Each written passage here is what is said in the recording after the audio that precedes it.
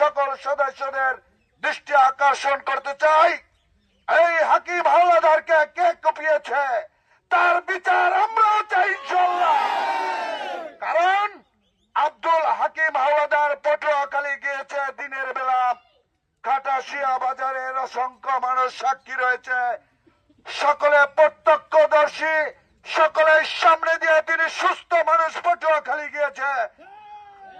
আমরা রবিবার 17 তারিখ সন্ধ্যার সময় জানতে পারি হাকিম হাওলাদারের মাথায় আঘাত, হাকিম হাওলাদারের ছিনায় আঘাত রয়েছে এবং সদর হসপিটালে তিনি ভর্তি আছে। হাকিম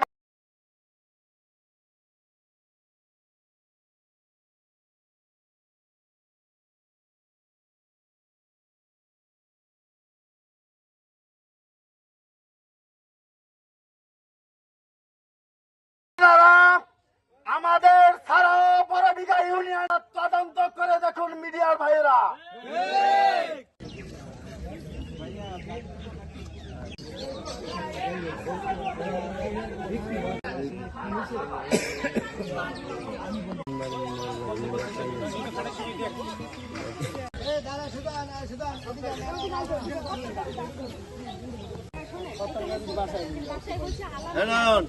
কুপিয়ে আপন চাচাদের বিরুদ্ধে যে মামলা করেছে এবং যে অভিযোগ করেছে এতে আমরা